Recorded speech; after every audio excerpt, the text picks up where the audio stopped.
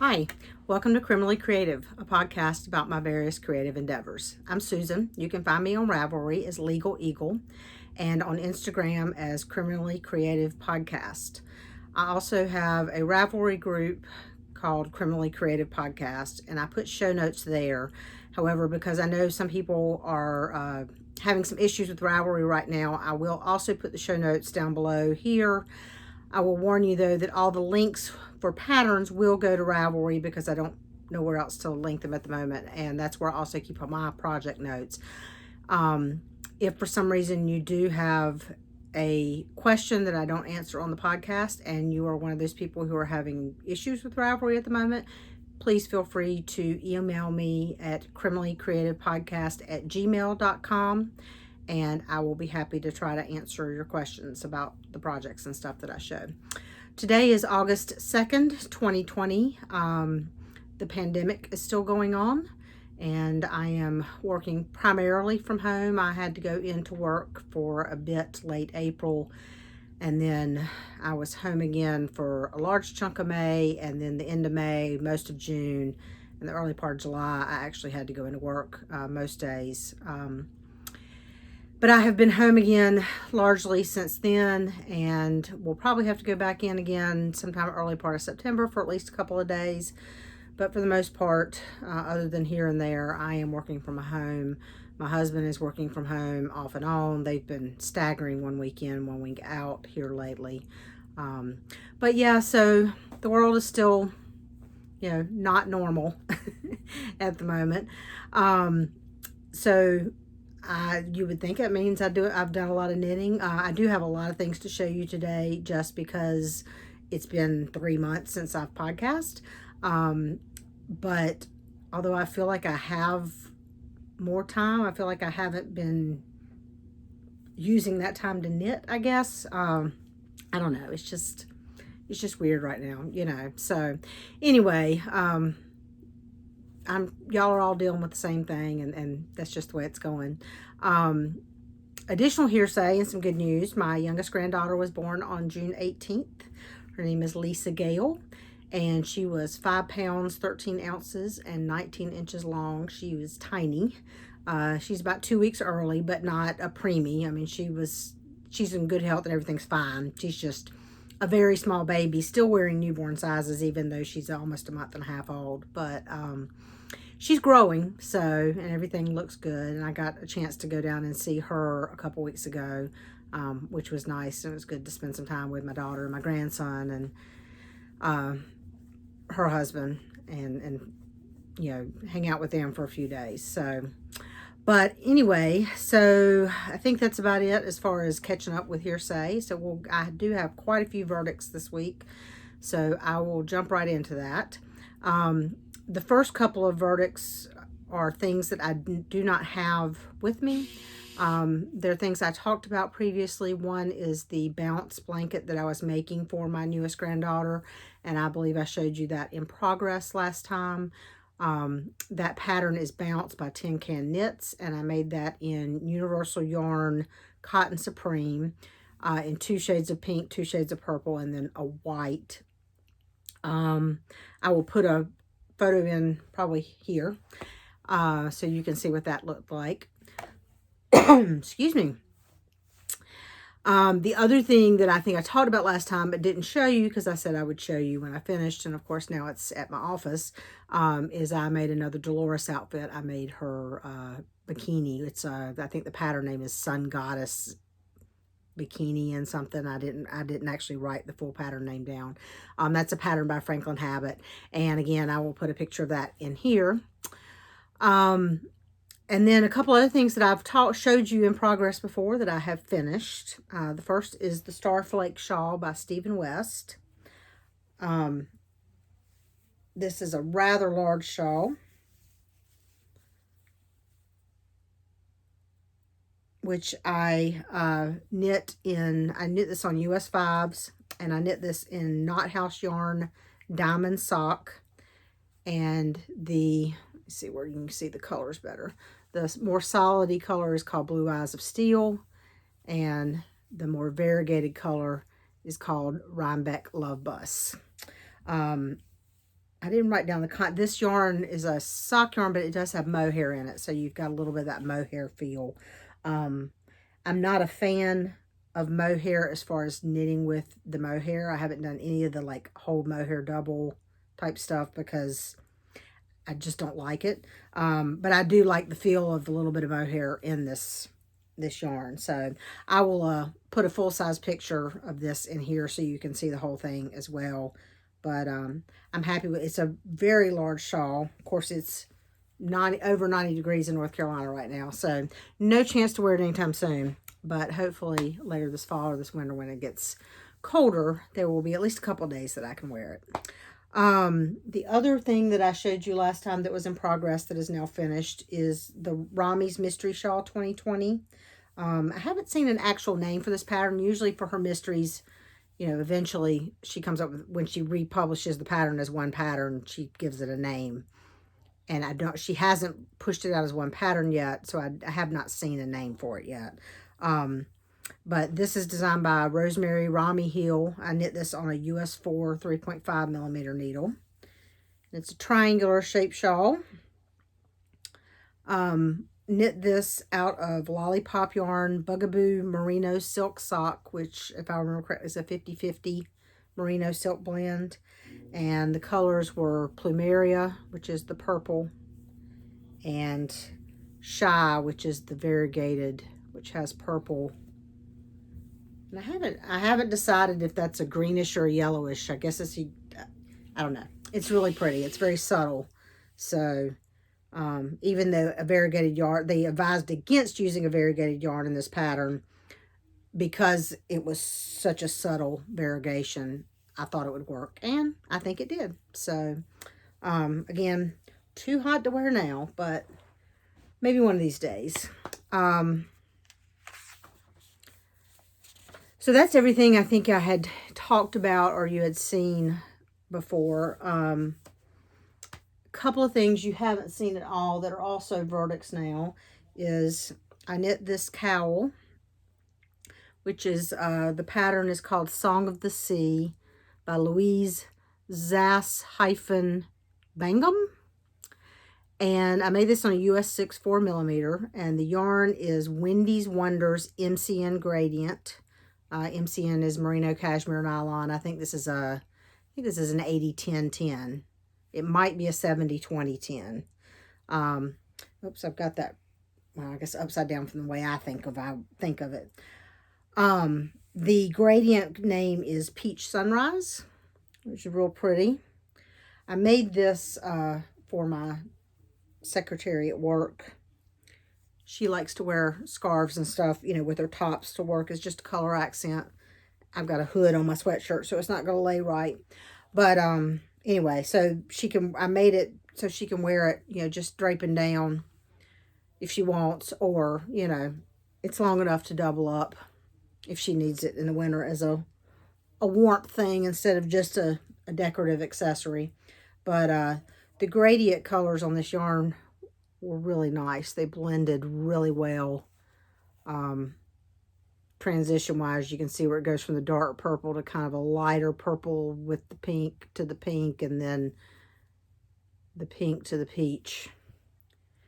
So that is the first time I've ever used this yarn. Can't remember. I may have seen it on Facebook and followed a link to her website, or I can't remember exactly how I came across her. But I would definitely buy her yarn and use it again. This was the only skein I had, but I enjoyed it and would use it again. The other thing, I just finished this, so it is not blocked, but I thought I'd go ahead and show you anyway, since who knows, it could be another 3 months till I podcast again. This is the Breathe and Hope Shawl by Casapinka. And again, like I said, it has not been blocked. I finished it like 2 days ago, and I just haven't gotten around to blocking it. This was a pattern that she put out in, I think, around April, whenever local yarn shop day was supposed to be. And of course, you know, all the local yarn shops had to cancel their events and stuff. And so Casapinka put this pattern out and made it available initially, at least, only through the yarn shops. If you bought 2 skeins of yarn to make the shawl, you got the pattern, a code to get the pattern free on Ravelry. And the code was only good for like a couple of days. Local yarn shop day weekend, I guess, or whatever. Anyway, so I ordered this yarn from the Fiber Studio at Yarns to Die For, which is a yarn shop and dyer in Charlotte. And this is their Smitten, what is it? Studio Smitten base. And the solidish burgundy is Cabernet, and then the kind of variegated color is called Muscadine. I brought the little, so Cabernet and Muscadine. That Muscadine's really pretty. I might buy another skein of that at some point to do something else with that. This was it was a nice shawl. I like the way she did, before I forget, let me say, I knit this on a US 4 3.5 millimeter and a US 6 4 millimeter, because you use the larger size needle for these sections, which are slip stitches. So, and all of these all the other sections are use different variations on knit one below. Well, the knit one below doesn't change, but the rows around it changes in a way that changes the pattern. So like you've got that kind of look, and then the next one kind of created a little bit more of a stripy look, and then the next one you got a little bit more texture. And these are all basically the same stitch. It's just the way she did the rows around it made it change the effect. So like this one, you've got garter ridges of the solid Cabernet around, so it gives it a different look. And then all of these sections right here are knit 2, slip 2, or purl 2, slip 2, depending on which side you're on, to create these columns of color. Which you do this in a larger needle, of course, because it's going to be tighter. So hopefully once I block this out, I won't have these waves in to the,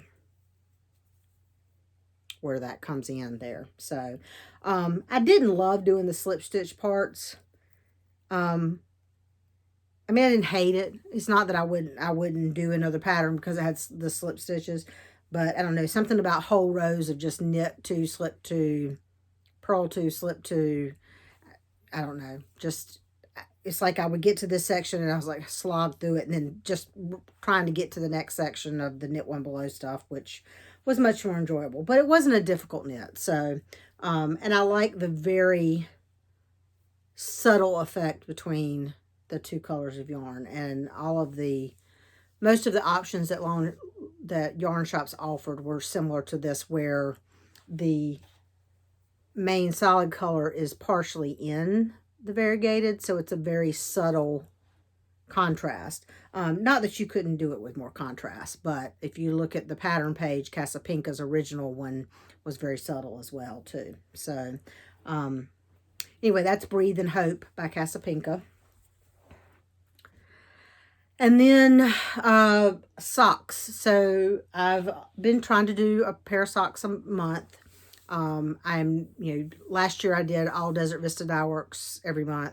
This year I'm trying to use up some of my other self-striping yarn and do different dyers. So I have several months to show you. And once again, I forgot to bring my sock blockers over, but all of these are knit on US 0 2 millimeter needles, toe up, 2 at a time, fish lips kiss heel, and usually about a 4-inch cuff, 4-inch leg, because I don't like really tall socks on mine. So April, this is April, which was Diabolical yarn in her sturdy sock, and the colorway is Kara, K-A-R-A.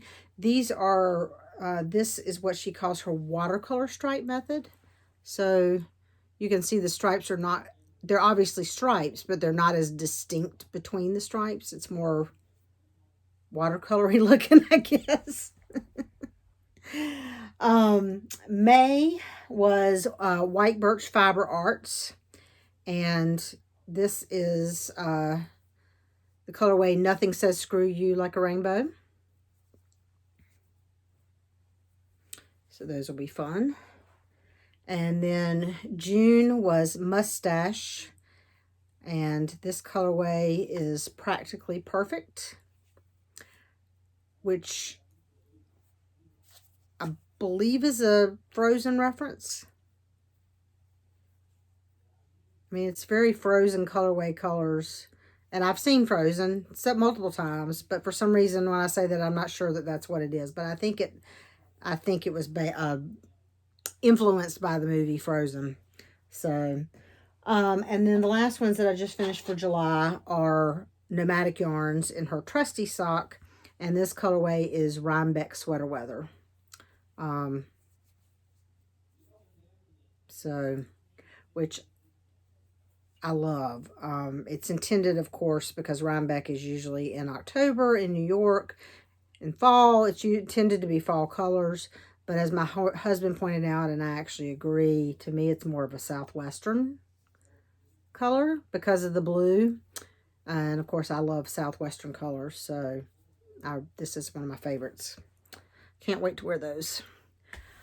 And then the only other verdict is a small crochet project that I made just because I thought it was cute and I wanted to. So, excuse me. I'm actually going to send this to my daughter-in-law who works in a nursing home and has to wear not only a N95 mask, but another mask, and then sometimes wears the whole screen or whatever.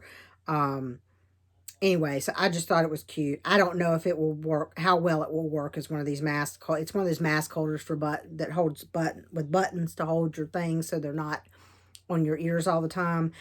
I'm not sure whether she's going to like it or not, but if she doesn't, she can take the buttons off and it's cute because it's Baby Yoda.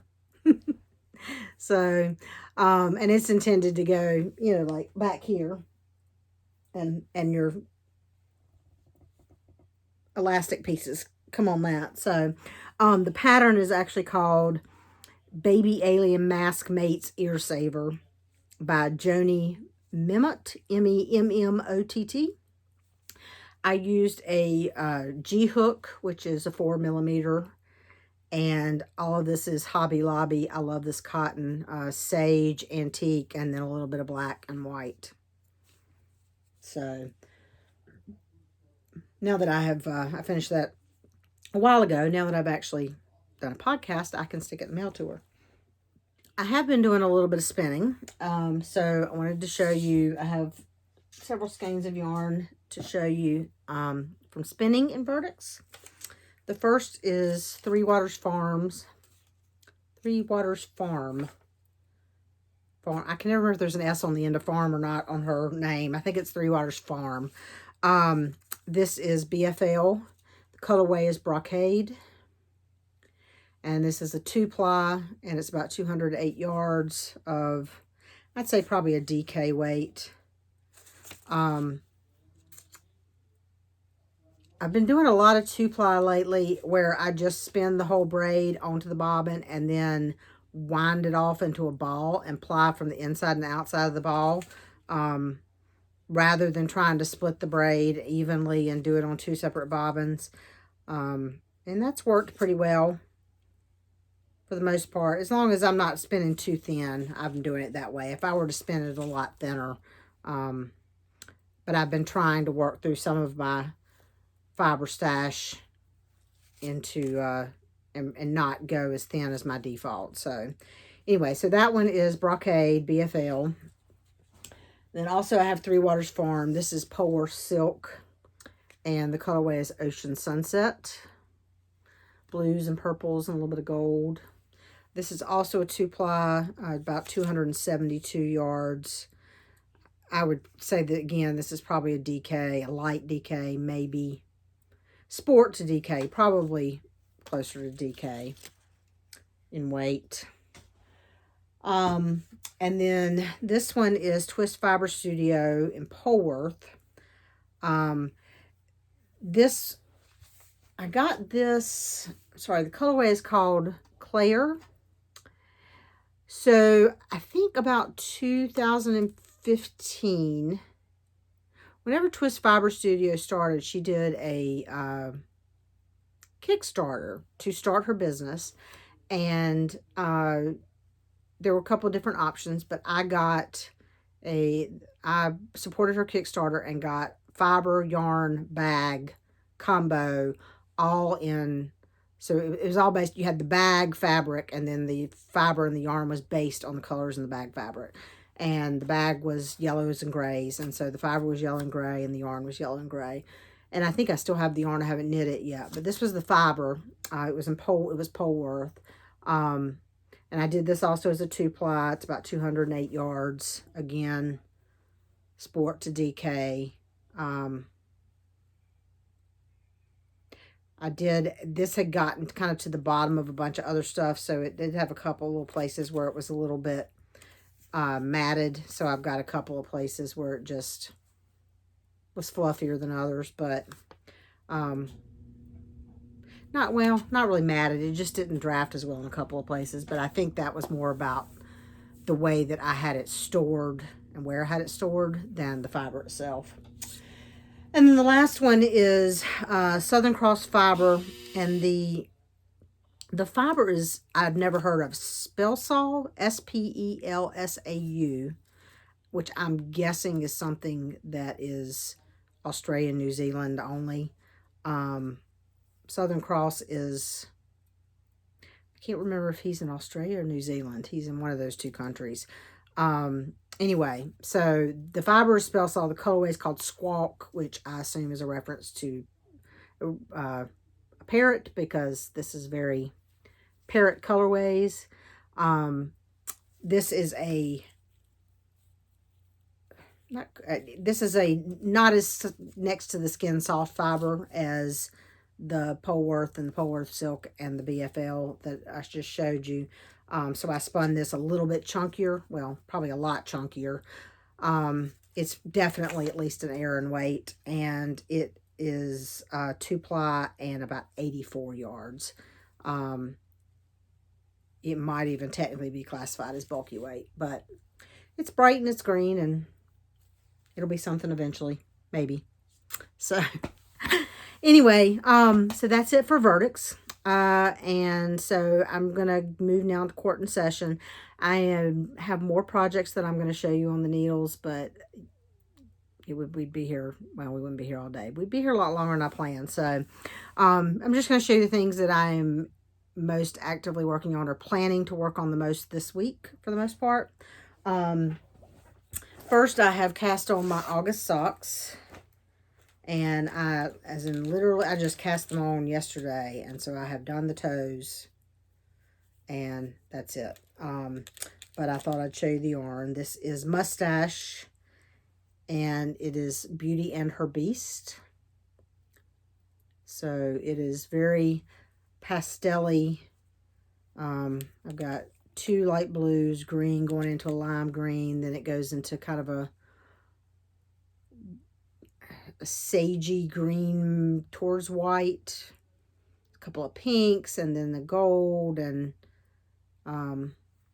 so it's sort of a rainbowish, but in a pastel way. And definitely, you know, Beauty and the Beast references, Beauty and Her Beast. But anyway, so just started those. Not much to see of those yet, but again, as always, I'm doing them toe up, 2 at a time. US 0 needle, 2.2 millimeter needle, and I will do a Fish Lips Kiss heel. I keep saying I ought to try some different toe-up heels, but every time I get to the heels, I'm not in a place where I can like go look up other heels and sit and figure it out. So I always just do the Fish Lips Kiss heel because I know it and it's easy to do. So the next project is one of my coworkers at work is pregnant and due in October. She is having a boy. So I am making a baby blanket for her, and I am using the Gradient Blanket. The pattern is Gradient Blanket by Sarah Marks. And it's basically just literally a gradient in that it starts, so it starts with the yellow, and you have a single stripe of gray and then 2 stripes of gray, and it's a 15 stitch count. So basically each time I'm doing 1 less stripe of the yellow and 1 more stripe of the gray, and then when I'll get to the point where I'll be doing more gray, less yellow, and then at the end, so the other end of it will be totally gray. And I am using Universal,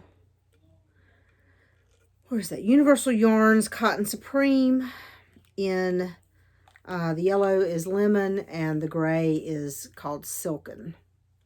So I'm knitting that on a US 7 4.5 millimeter needle, and that is in my Fat Squirrel Bitch Please I'm a Unicorn bag. This has sort of turned into my go-to baby blanket bag because I don't know, I feel like I'm putting good vibes into the baby blanket. Let's see. Next in progress, I am doing another Rami heel pattern. This is, Rami's Summershaw Along, which is not a mystery knit along. The whole pattern came out at once, but it's she kind of breaks it into 5 weeks of, I can't think of the right word.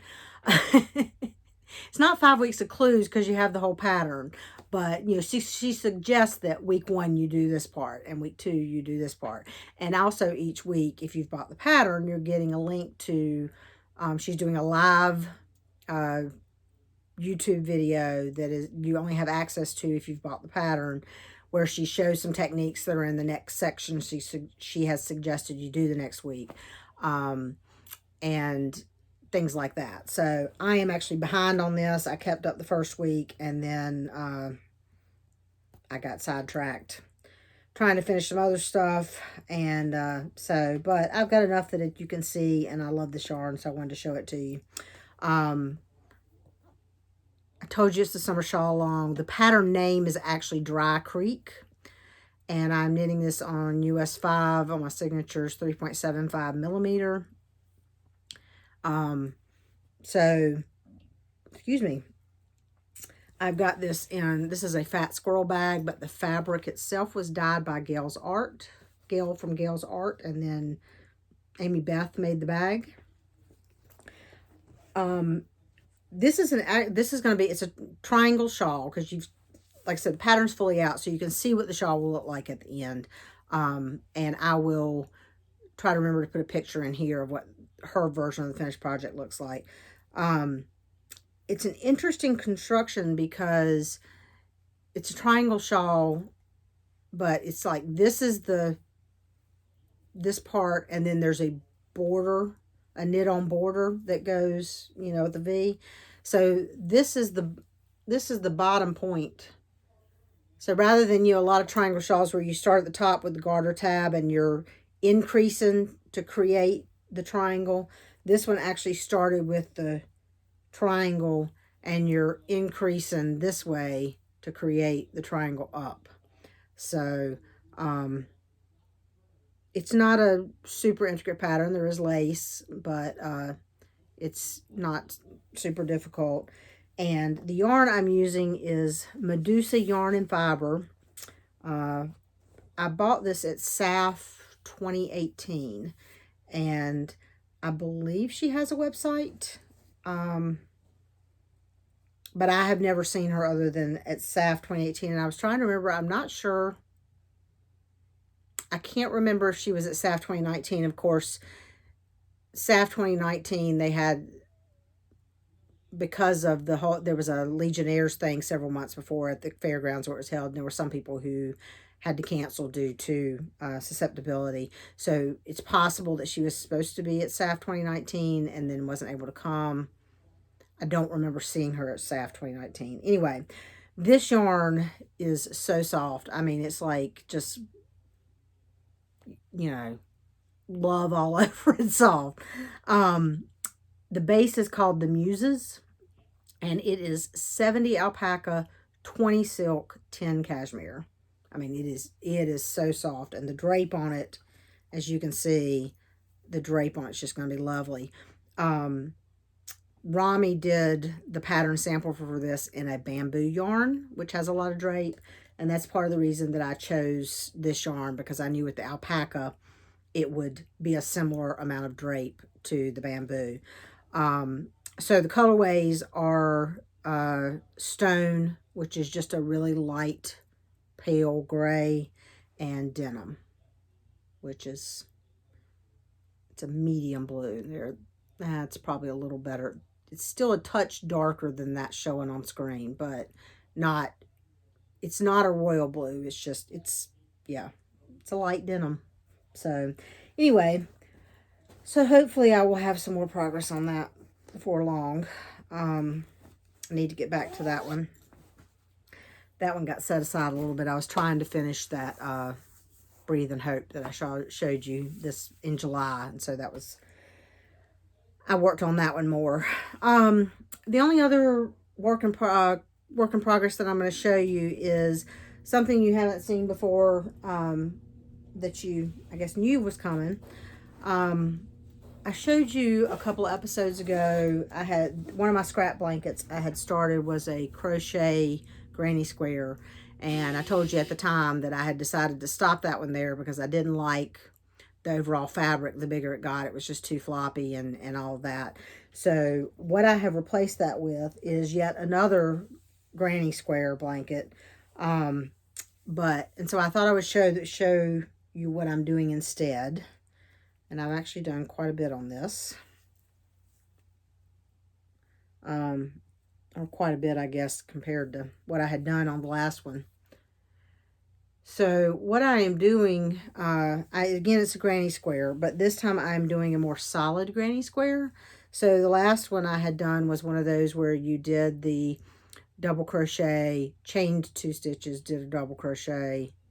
Maybe you chained 1, I can't remember. But you had a chain between the double crochets so that when you ran around the next round, you were double crocheting into where that chain was. This one, you are just double crocheting into the double crochets. There's no chains between them. So it comes out more solid, less spaces, and there's fewer, there's only 2 double crochets with a 2 chain on in the corner instead of 3 double crochets and a 3 chain. So, and the other thing I'm doing is I am doing this still in fingering weight, because fingering weight is what I have tons and tons and tons of scraps left.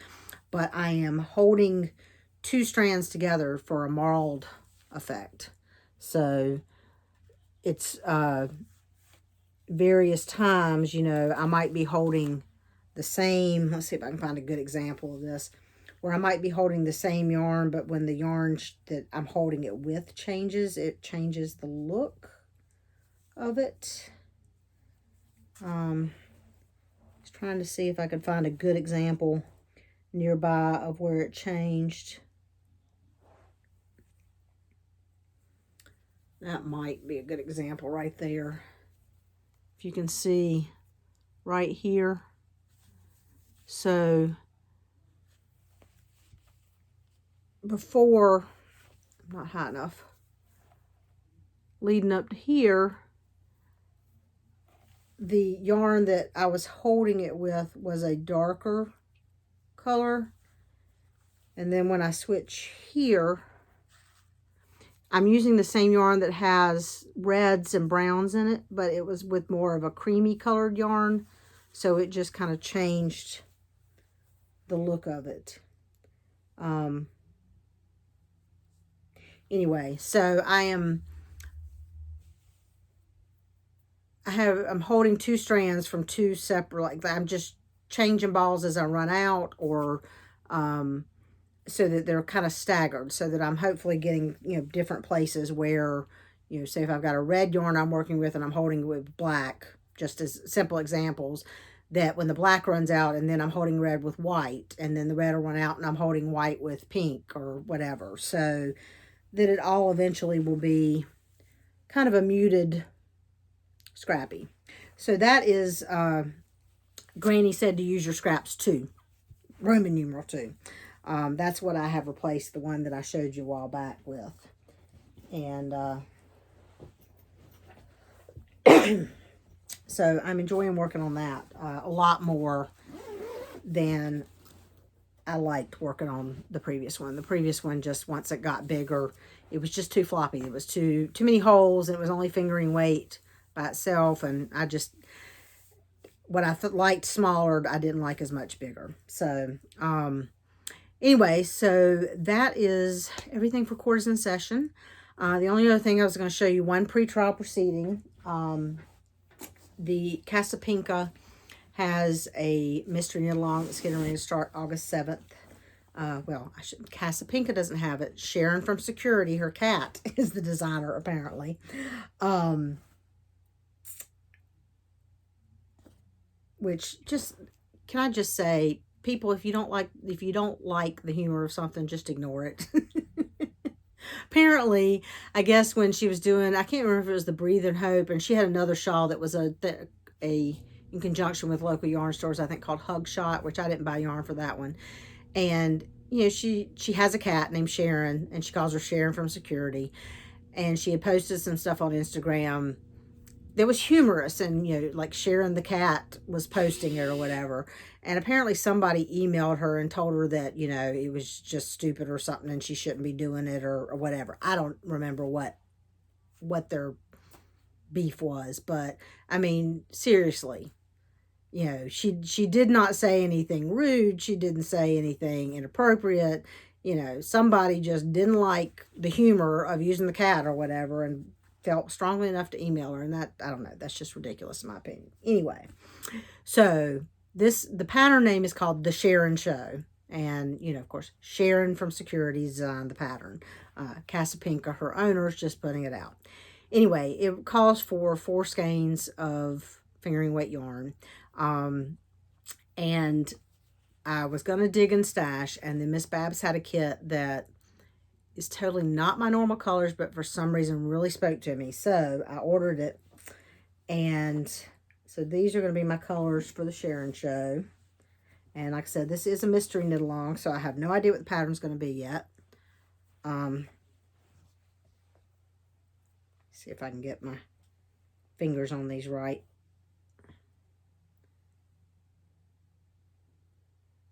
The whole peachy corally vibe is not my normal, but for some reason, I really liked this one. The colors are Plover, which is a very taupey beige. Muslin, which is like a really light peachy color. Adobe, which is kind of a medium coral, what I think of as a corally color. I think of Adobe as a little bit oranger than that is, but yeah, what do I know? To me, that's more of a coral. But and then the last one is Japanese Maple, which is pretty obvious why. It's, you know, purpley, eggplanty, not quite deep as eggplant. She gave you, so if you bought the pattern, it is a paid for pattern. If you buy the pattern, she has so far given you kind of a coloring sheet where you can try to figure out your colors. You know, you need to label the colors A, B, C, D, so you can try to figure out what's what. I have not 100% decided my color order yet. I think in part just because this is not my normal color palette, so I can't really decide. I'm a little worried. It sounds like, of course, it's a mystery knit along, so you don't know, but it sounds like every color is going to be used with all the other colors at some point, and I'm a little worried about the contrast between these two. What I'm going to do, I am sometime this week hopefully going to do a little bit of minimal swatching just to see if one color is the background, how the other color plays with it. But the other thing I've also done is I have this about 3/4 of a skein of Sea Teal left over from my Amazing Day shawl. And so I've got this in my bag because what I figured is once I decide if I get to a mystery section where using the colors in the order I should, something's not going to quite stand out, I thought, you know, I could always throw this in as an extra pop if I need to. So, because I really like the teal with it. So, we'll see. So, that's the plan for that. And that first clue comes out on August 7th, which is Friday, I think. Anyway, so that's about it. There is nothing on the calendar because, of course, everything's still canceled. Rhinebeck is canceled. SAF, last weekend in October, has already canceled. I am not aware of any in-person fiber event going on between now and at least October. That I suppose that could always change.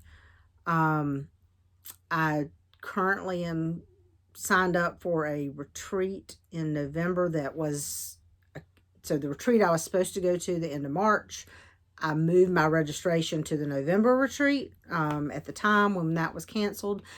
Don't know yet if that will happen, you know, if not, you know, we'll see, but they have not called that one yet. That is a much smaller retreat that doesn't require, as I'm sure it requires a lot of planning, but she does the retreats regularly. So I think it's more of a established pre-planning, and the call can be made a little bit closer to the date. So I think it will depend on how everything goes. But Carolina Fiber Fest, we are planning as if we will have an event in March 2021, colored by the fact that we're trying not to make too many commitments that can't be canceled if it gets later in the year and we realize that's not going to happen.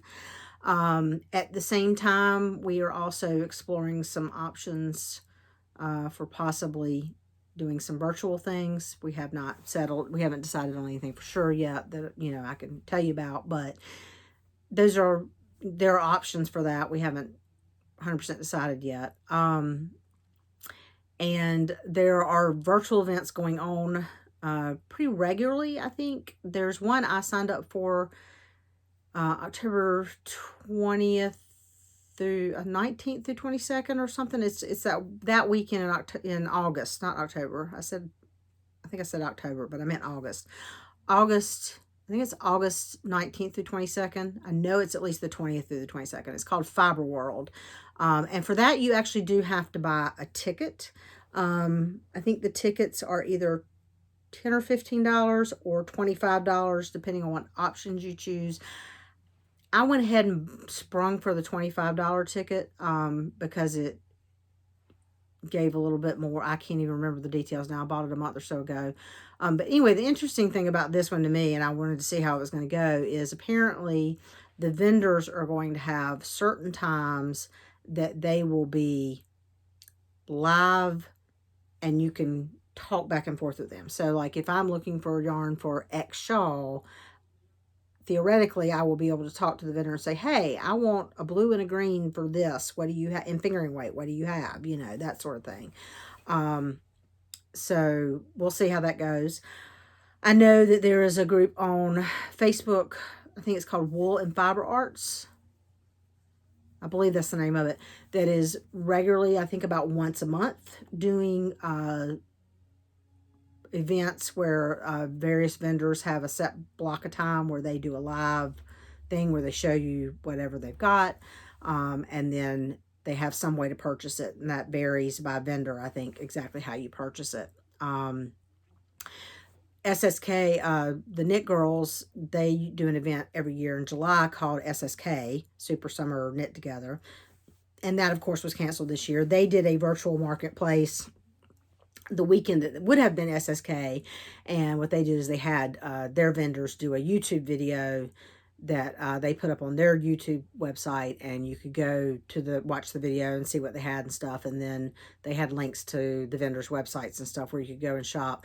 And they did a neat little thing where they had each vendor had like a keyword, and so you could enter to win prizes if you found a certain number of the keywords. Basically, if you watched a certain number of the videos to get the keyword, and then you put it on Google Doc and sent it in. So that was kind of fun.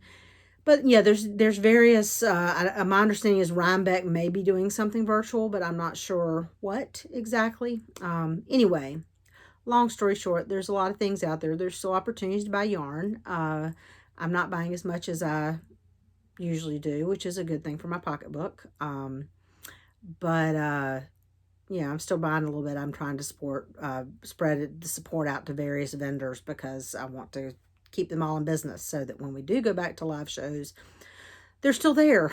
And so, anyway, if you have the financial means to support some of your favorite indie dyers, please try to do so. I have also been trying to support some of them with non-yarn purchases. Neighborhood Fiber Company has done they did a pandemic t-shirt. They've done some Black Lives Matter t-shirts. I know, what's the yarn shop in Alexandria, Virginia? Fiberspace, they had done a pandemic t-shirt earlier in the year. I don't know if they still have those or not. A couple of different people have put out enamel pins or t-shirts or things like that, that you can purchase if you're trying not to purchase yarn, and still support them and give them some income so that they can continue what they do. But anyway, so I think that's about it.